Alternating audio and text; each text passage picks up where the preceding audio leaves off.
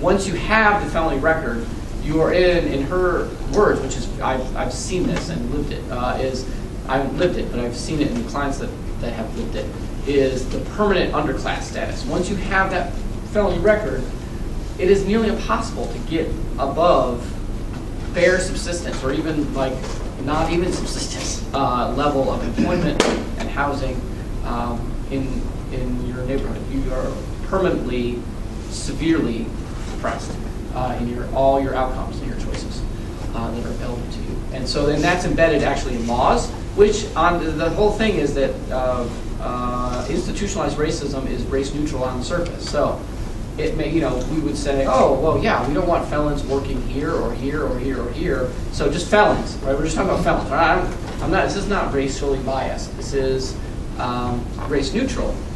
The problem is that the whole fire hoses of floods of people that are being plowed into the criminal justice system because of all the history of systemic racism is heavily tipped towards African American people, so that once you get to the after effects of I have a felony record, I can't get a job, that also ends up just carrying over the same levels of racial disparity.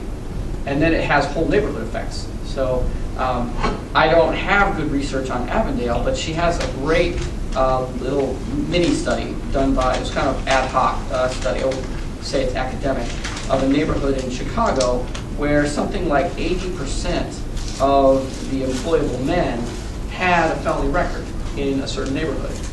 And that just decimates the whole community's economic life. So it becomes not just an individual or a family, but a whole neighborhood is, like heavy thumb down on the scale.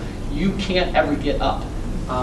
Your economic outcome, your economic options are severely, severely affected. So OJPC does work in this space. We do research, we do policy advocacy, we represent individuals. As I was saying earlier, 10 years ago, we started our outreach legal clinics, which we now do at the Free Store, at Cincinnati State, and at the Urban League. So we do just providing the one-on-one service. And then as we got experienced with these systemic problems, we would take that knowledge and put it into new forms.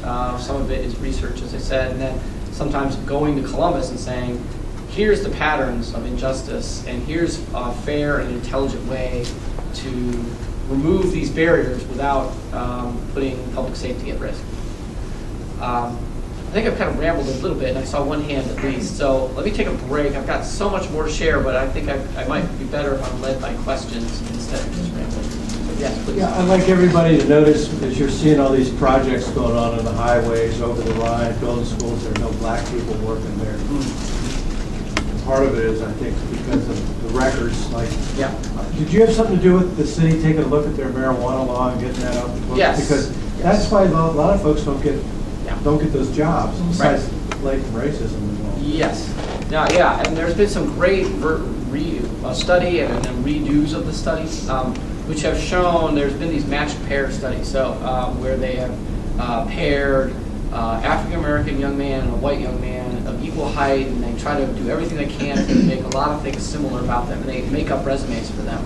And they would send them out to every job that was printed in a city in the want ads for a certain period of like a month or a couple of weeks.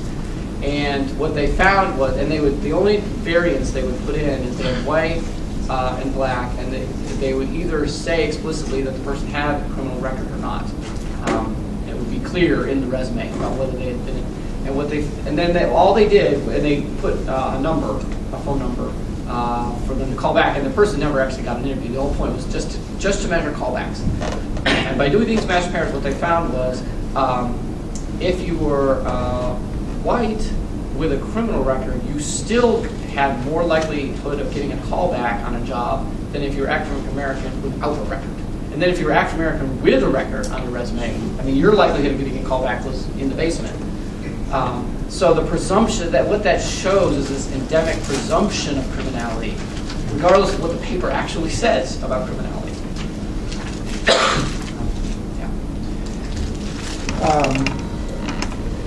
It's true now that it's as many drugs, or maybe more, are used in suburbia as there are down and over the Rhine. Yes.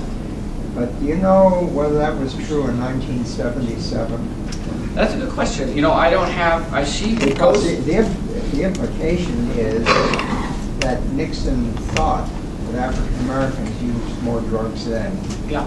Now, we do know that there was I think we know, that there was a lot used in Harlem early on. What I'm not sure of is how much was used outside of That's great. Historical study of drug use. I don't know if there, you know, there is some in here about that, but I don't have that one. That's a great question. Don't know. Yes. As an African American, I can respond to that.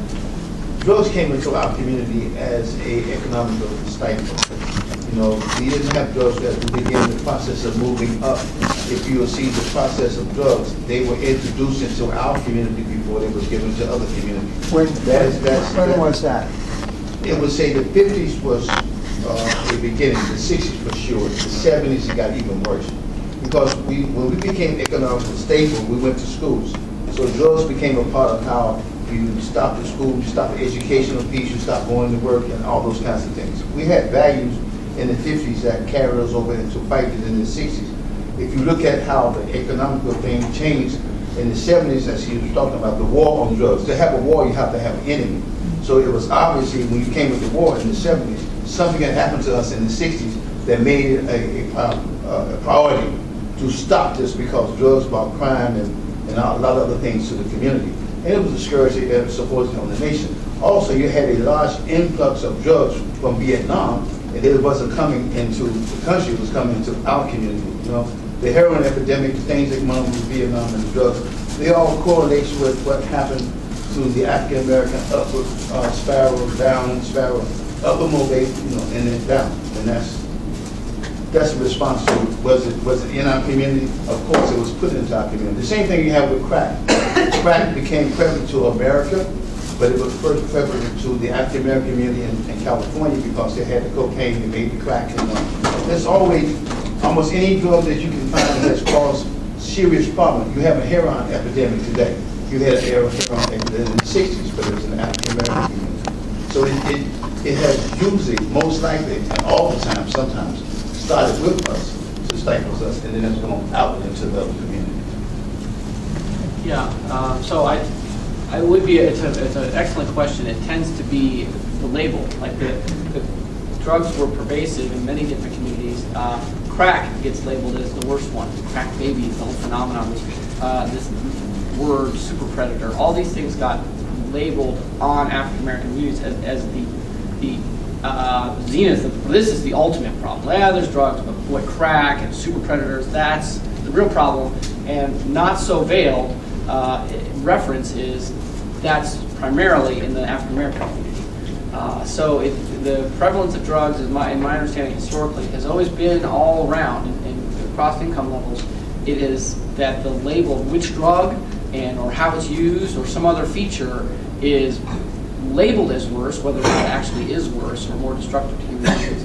And it's the choice of picking the one that African Americans tend to use in low-income communities. And then that one's labeled as the bad one, and therefore requires more criminal justice response. Yes, I wanted to clarify.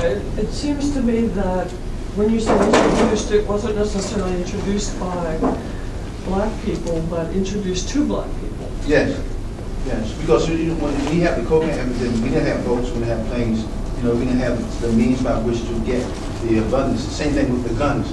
We don't have manufacturing, we don't have, you know, but guns in our community now, you know, all those things were actually in introduction because we lacked the transportation of that connectedness to the source, you know, that these things end up in our community.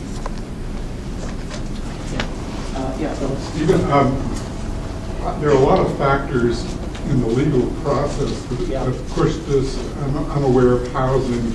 You know, when somebody with a felony gets out of prison, they can't even get public assisted housing anymore. Can you talk to those factors a little bit? Sure. So there are things that are hard-coded into the law or regulation or something like that. Again, always framed as race neutral. And then, of course, there are the individual policies of landlords or individual policies of employers to choose who to exclude from opportunity. Housing, there's a great one, public housing is one I care about and haven't been able to do as much as I want on. But the only thing that by federal law that absolutely bars you from public housing is you either previously manufactured methamphetamines on premises of another public housing authority, or you have lifetime sex offender registration, which in Ohio is not all sex offenses, but it's only the worst of the worst. Those are the only things that absolutely bar you by federal law. Every other kind of felony or criminal record barrier is a local add-on. Now, locals, it's not illegal. Every local metropolitan housing authority is allowed to make those choices. Most have decided to build way up on top of that.